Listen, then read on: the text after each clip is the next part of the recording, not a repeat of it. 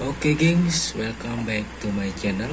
Jadi di video kali ini, setelah di beberapa video yang kemarin-kemarin saya upload ya, itu kita udah bermain-main dengan oli dan lain-lain.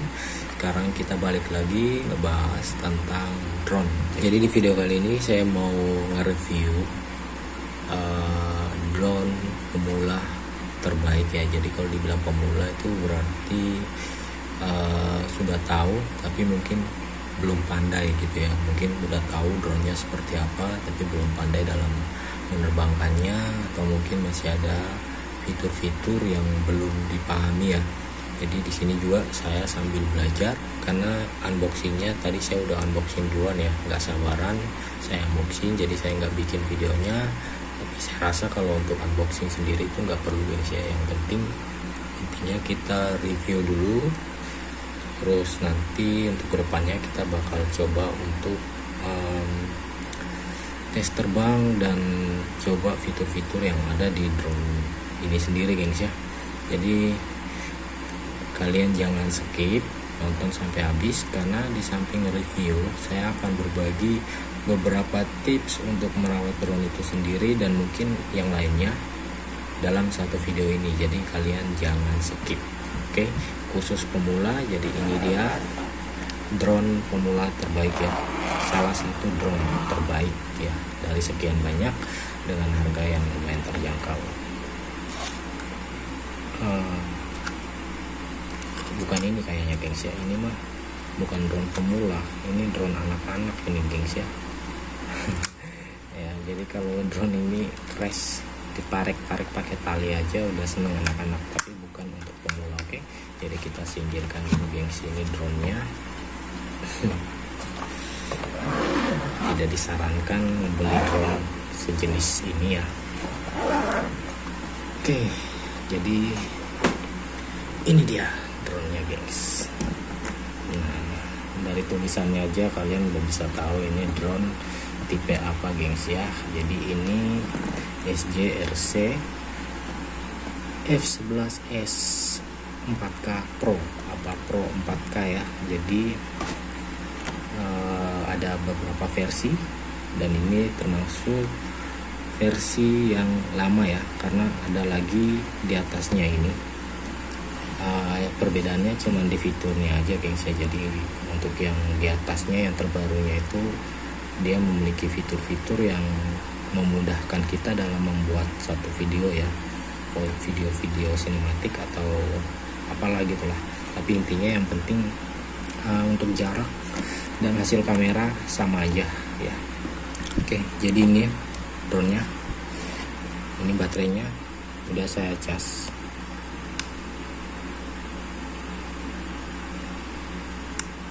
Full ya, ini udah full karena rencana mungkin besok saya bakal coba untuk take off pertama ya. Sebelum saya lanjut ke lain-lain, saya mau ngebahas dulu tentang baterainya untuk perawatannya sendiri. Dan ini pertama kita lihat untuk modelnya, ini dia memiliki kapasitas daya 11,1 volt dengan 2500 mAh ya. Nah, jadi ini tipe 3S. Ini di sini ada tulisan ya, tipe 3S. Nah, yang dimaksud 3S itu adalah gini gengs ya. Jadi ini baterai, sebenarnya ini adalah wadah. Jadi satu wadah ini memiliki 3 sel, yaitu 3 baterai. Jadi 3S itu menandakan 3 sel ya. Jadi ada yang biasa 4S, ada yang 2S gitu kan, ada yang 5S, ada yang 6S. Nah, kalau 6S itu biasa aki motor atau aki mobil gengs ya. Nah, ini 3S berarti 3 sel. Jadi ada terdapat 3 baterai di dalam yang dijadikan satu untuk menghasilkan voltase yang diinginkan dan juga ampere ya. Jadi satu wadah ini sebenarnya itu ada 3 baterai gengs di dalam. Nah, kenapa harus ada 3 baterai? Sebenarnya pabrik sendiri bisa gengs bikin satu baterai aja, satu sel aja dengan kapasitas 2500 mAh bahkan lebih, terus dengan 11,1 volt bisa gengs. Tapi Tapi ada pertimbangan khusus ya, biasanya untuk mainan-mainan seperti ini tuh. Kenapa gengs? Kenapa? Kalau misalnya baterai ini ngedrop ya, kalau yang 3S dia ngedrop salah satu, itu nggak langsung ngedrop semua gengs, jadi masih ada cadangan 2 lagi gitu, maksudnya seperti itu gengs ya. Apalagi untuk seperti drone apa RC lainnya ya. Nah kan nggak lucu gengs kalau misalnya sekali ngedrop langsung habis, tiba-tiba dari atas jatuh gitu kan. Nah jadi udah ada pertimbangan khusus. Nah misalnya kalau misalnya ini dijadikan 1S bisa aja gengs, tapi kalau sekali rusak tiba-tiba ngedrop di atas itu langsung habis semua gitu. Udah, karena cuma satu aja, jadi nggak ada cadangannya. Nah disitu makanya dibikin 3S ya, 3 sel. Kalau misalnya ada satu sel yang bermasalah, masih ada 2 yang membantu untuk memungkinkan misalnya drone ini nggak langsung jatuh gitu gengs ya. Oke, jadi itu untuk baterainya sendiri. Kemudian untuk perawatannya, kalau misalnya kalian pengen baterai ini lebih awet, kalian harus tahu dulu kapan mau menerbangkan drone ini. Misalnya hari ini kalian selesai menerbangkan drone, terus kalian pengen ngenerbangin lagi drone minggu depan ya, berarti kalian nggak usah langsung ngecas baterai ini gengs. Nah disimpan aja dulu gitu. Nanti pada saat kalian pengen ngenerbangin drone misalnya besok, nah hari ini baru kamu ngecas biar full. Nah itu tips ya, biar baterai kalian tuh nggak kembung dan awet serta tahan lama gengs. Jadi jangan langsung dipakai, selesai pakai langsung ngecas full, nggak tahu kapan nerbanginnya. Nah itu yang salah gengs. Oke, jadi untuk baterai saya rasa itu udah cukup paham. Kita lanjut ke remote nya gengs. Oke, ini saya kasih tisu gengs ya, karena masih baru, takutnya lecet-lecet, soalnya saya udah buka ini plastiknya, udah terbuka ya, kan sayang gitu masih lecet. Nah untuk drone-nya sendiri itu saya rasa dia ngikutin dari remote-nya ya gengs. Jadi kita yang harus kita pahami betul adalah remote-nya drone itu sendiri gengs. Oke, jadi di sini ada remote drone yang sama persis dengan versi-versi sebelumnya. Beberapa sih yang membedakan ya. Pertama dalam segi LED-nya. Nah kalau di versi-versi sebelumnya tuh LED-nya tuh warna-warni gengs. Kalau ini enggak, dia satu warna aja. Ini untuk menghidupkannya tombol power, kita tekan sekali untuk ngecek baterainya. Ini 100% karena saya habis cas. Nah kalau kita mau hidupin, kita pencet 2 kali, 1 kali. Nah ini power on, dia langsung connectionnya untuk mencari sinyal yang di drone sendiri, terus mencari sinyal GPS-nya. Oke, jadi yang membedakan pertama dari remote-remote sebelumnya itu adalah tampilannya, terus warnanya ya. Kalau ini untuk LED-nya sendiri warnanya putih, dan dia udah ada tampilan-tampilan indikator speed seperti apa ya, seperti bar-bar baterai gitu ya gengs ya. Kemudian yang membedakan remote drone ini atau drone versi S dingin banget ini dengan yang versi sebelumnya itu di tombol RTH nya gengs ya, ini. Jadi kalau misalnya versi sebelumnya kita pencet 2 kali terus ditahan, itu drone-nya bakal langsung landing gengs ya. Entah di mana aja drone-nya langsung landing ya, tanpa mikir di mana dia posisinya, dia langsung bakal landing secara darurat gitu gengs. Tapi untuk versi yang S4K Pro ini nggak berpengaruh gengs. Walaupun kita tahan lama, dia cuman untuk membatalkan RTH-nya atau mengaktifkan RTH-nya itu aja ya. Jadi nggak bakalan, kalian nggak usah takut lagi, dan ini nggak bakalan pengaruh gengs ya. Oke, jadi kita lanjut di tombol stop. Ini tombol stop ini digunakan pada saat misalnya apa ya, kita udah panik ya, kehilangan kendali. Itu yang pertama, untuk mengurangi crash. Biasanya kalau udah nabrak itu kadang drone-nya tuh nggak mau mati ya, nggak mau berhenti mutar, ini bisa ditekan terus ditahan, nanti bakal ada tulisan stop ya kalau misalnya dia udah terkoneksi, geng. Nah, ini ada tulisan stop, kita pencet terus tahan. Nah, yang kedua fungsi ini sendiri adalah pada saat kita ingin melakukan landing di tangan, gengs ya. Sebenarnya kita landing di tangan bisa seperti ini dengan cara menekan analog kiri ke bawah, tahan ya. Cuman biasanya di situ agak lambat karena pada saat kita memegang drone terus dalam kondisi masih agak goyang-goyang, itu drone-nya nggak bakalan mati, gengs, karena mikirnya drone itu dia tuh masih terbang, terus goyangan itu adalah goncangan angin, gengs. Jadi dia akan, bila perlu dia tuh bisa ngelawan. Kalau misalnya kita goyang terlalu kuat, itu dia bisa ngelawan, gengs ya. Apalagi kalau di mode GPS. Makanya disarankan kalau misalnya kita pengen landing di tangan, ini ditekan 2 kali terus ditahan, langsung drone-nya otomatis akan mati, gengs ya. Oke. Jadi kita lanjut ke berikutnya, yaitu ini tombol mode. Di sini kalau kita pencet sekali, ini ibaratnya forsnelling ya kalau di mobil apa di motor ya, gengs ya. Jadi misalnya ini kamera mode, ini adalah gigi 1, gengs. Jadi speed 1 ya. Speed 1 itu biasanya digunakan kalau misalnya kalian pengen ngambil video, jadi jalannya tuh lebih halus, lebih lambat, otomatis videonya lebih smooth ya. Kemudian di normal mode atau gigi 2 ya, speed 2 itu kecepatannya sedang. Sementara di speed 3 itu ada sport mode, gengs. Jadi otomatis itu udah kenceng ya. Jadi di sini dia cuma memiliki 3 percepatan aja. Kamera mode, normal mode, dan sport mode. Nah, terus itu kalau ditinggi sekali, gengs, kalau tinggi sekali gitu ya.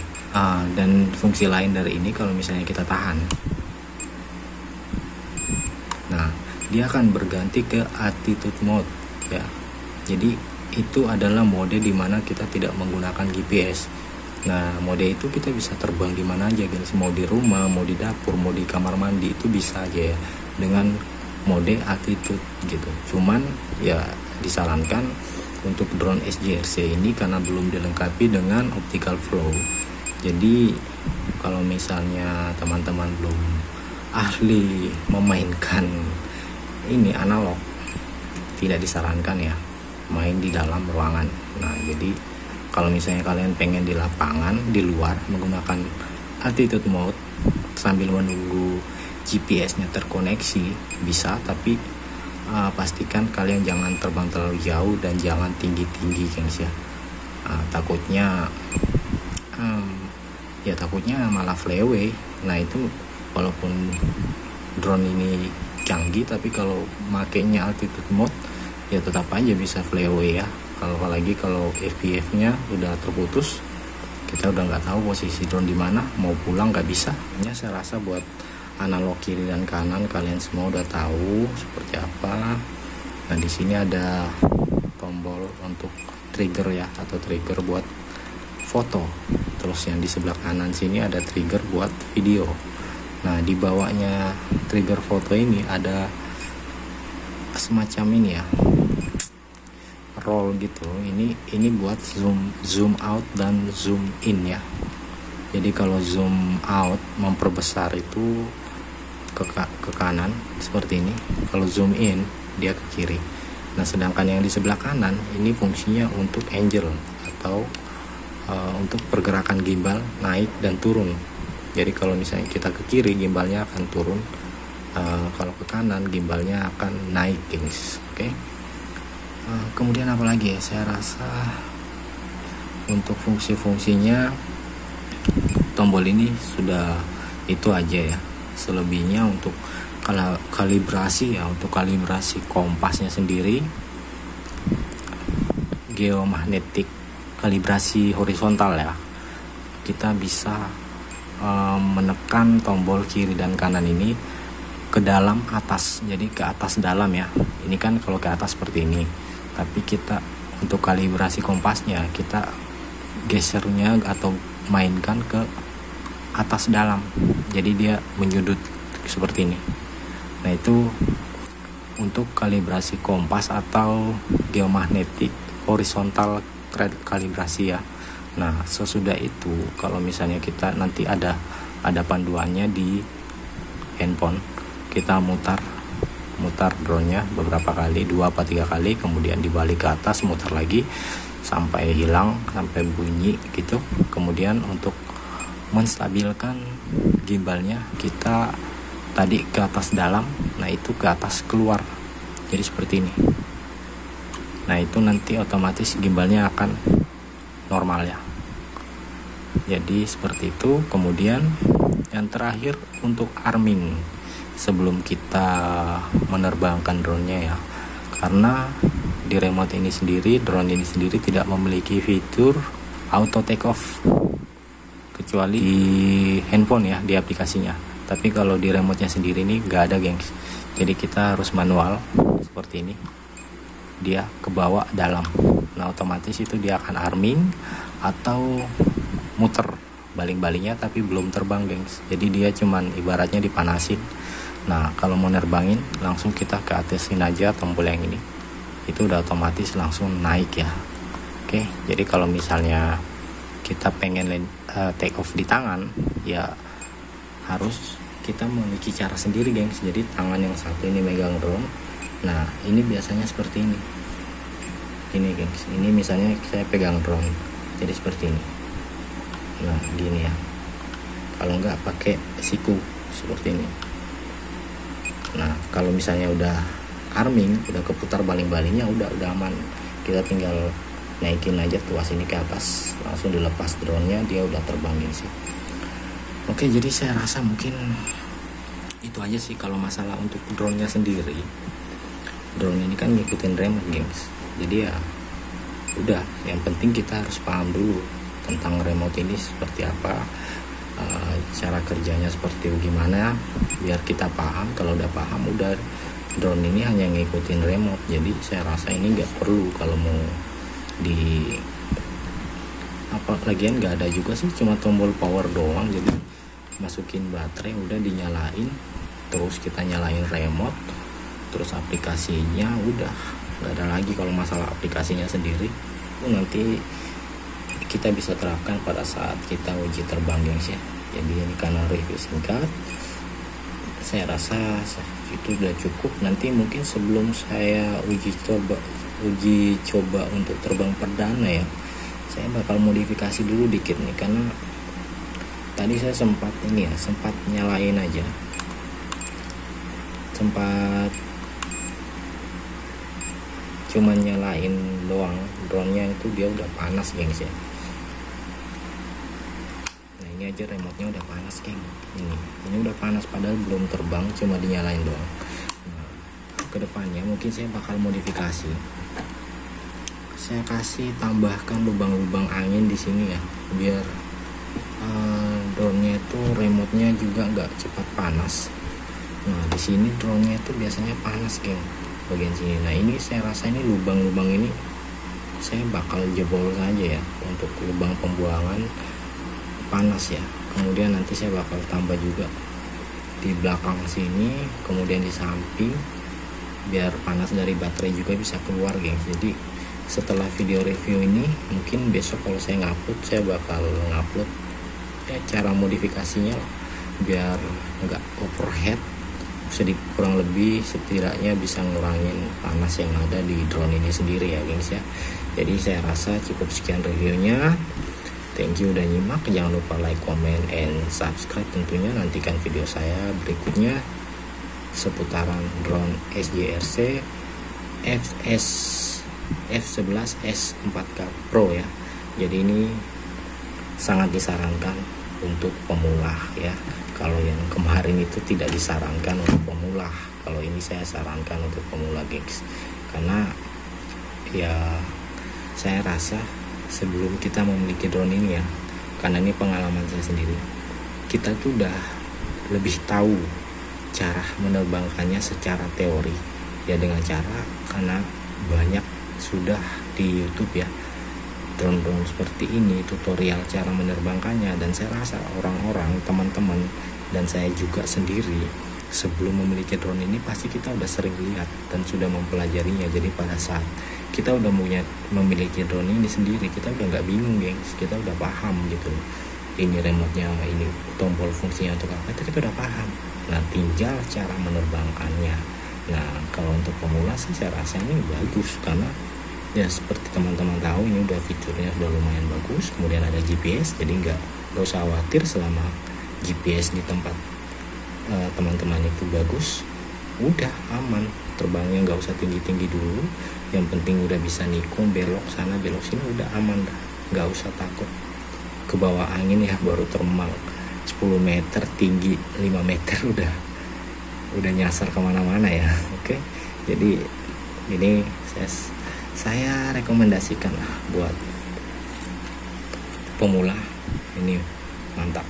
Oke, thank you.